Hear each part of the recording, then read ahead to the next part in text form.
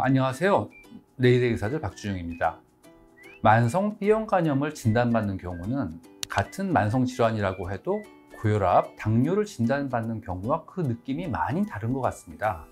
많은 분들이 우울해하시고 혹시 자신이 잘못한 게 아닌지 죄책감을 느끼시는 분들도 있으시고요. 어떤 분들은 병에 걸린 것을 창피하다고 생각하시기도 하는 것 같아요.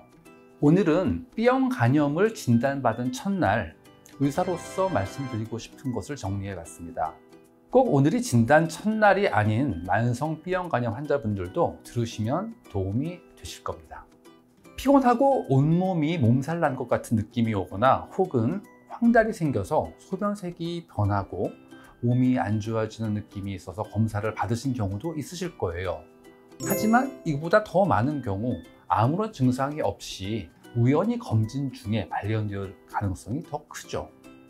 하지만 어떻게 알게 되었든 B형 간염을 진단받게 되면 많은 분들이 느끼시는 우울증의 정도가 상당히 깊습니다.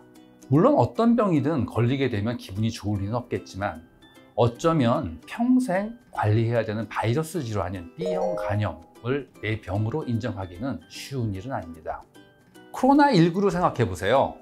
코로나 바이러스 감염증에 대해서 잘 모르고 있었던 초기에는 코로나에 걸린 사람들을 비난하는 견해들이 있었습니다. 이 시국에 왜 사람 많은 데 가서 밥을 먹었냐, 아니면 왜 모여서 예배를 받냐, 왜 클럽에 갔느냐 하면서 코로나19에 감염된 사람들 탓을 하고 심지어는 그 사람들의 동선을 시간별로 공개하기도 했었어요. 하지만 거의 전 국민이 한 번씩은 코로나19에 감염된 경험이 생겨버린 지금은 우리 어디서나 본인이 잘못하지 않아도 우연히 걸릴 수 있는 질병임을 잘 알게 되었습니다.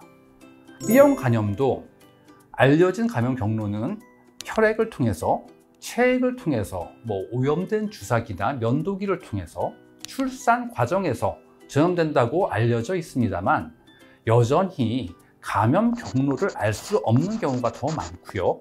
연구에 따르면 B형 간염 바이러스는 체외에서 약 7일간 감염력을 유지하면서 생존할 수 있다고 합니다. 따라서 우리가 B형 간염에 노출될 수 있는 기회는 다양하고 내가 잘못하거나 실수하지 않더라도 바이러스는 얼마든지 우리 몸에 들어올 수가 있는 거예요.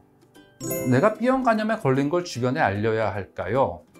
오래전에는 B형 간염 환자가 취직할 때 불이익을 당하기도 했다고 합니다. 하지만 지금은 절대 그런 일은 없고 당연히 없어야 합니다. 그렇다면 내가 주변의 동료와 친구에게 내가 만성 B형 간염 환자임을 알려야 할까요? 아니요, 굳이 그러실 필요는 없을 것 같습니다.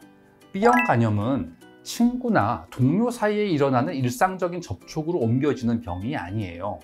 게다가 적절한 의사의 도움을 받고 관리를 잘 하시면 업무와 일상생활에 아무런 문제가 없을 거기 때문에 동료나 친구들이 눈치채지도 못할 겁니다. 단 술은 끊어주셔야 하기 때문에 술자리에서는 눈치껏 핑계를 대셔야 할 거예요.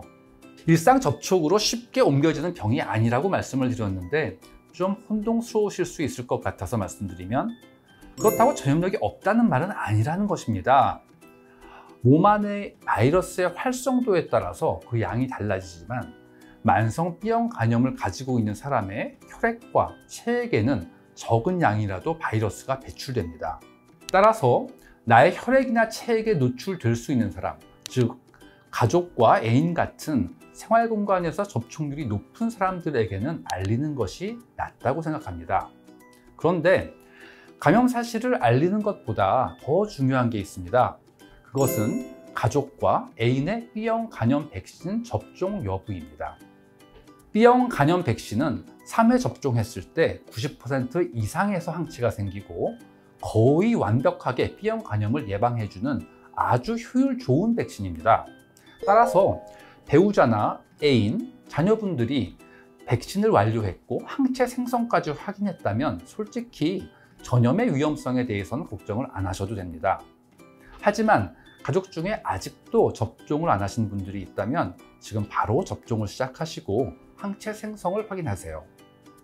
B형 간염에 사용할 수 있는 항바이러스 제이 개발로 B형 간염의 합병증과 암 발생률은 상당히 감소했지만 여전히 간경화와 간암은 B형 간염 환자에서 심각한 건강의 위험이 되고 있습니다.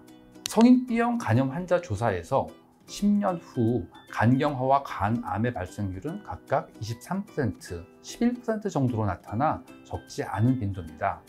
하지만 항바이러스제의 적절한 사용과 생활습관 개선으로 합병증의 발생은 현저히 줄일 수 있습니다.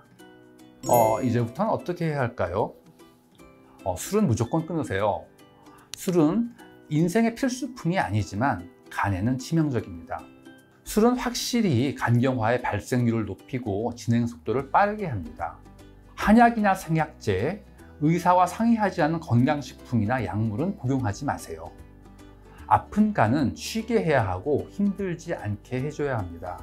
그런데도 한약, 생약, 건강식품들을 이것저것 복용한다면 안 그래도 아픈 간을 혹사시키겠다는 것밖에 되지 않습니다. 그리고 A형 간염 백신을 꼭 맞으세요. 이미 B형 간염으로 힘들어하는 간이 A형 간염까지 걸리면 완전히 퍼져버릴 수 있거든요. 그리고 간을 잘 볼 수 있는 의사에게 정기검진을 받으시고 필요하다면 항바이러스제를 복용하세요. 제가 드리는 몇 마디 말로 오늘 만성 B형 간염을 진단받으신 분의 마음이 풀어지진 않으리라는 걸 잘 알고 있습니다. 하지만 자신과 가족의 건강을 지키고 본인의 간을 지키는데 조금이나마 길잡이가 되었으면 하는 바람입니다. 더 자세한 이야기는 진료실에서 나누겠습니다. 감사합니다.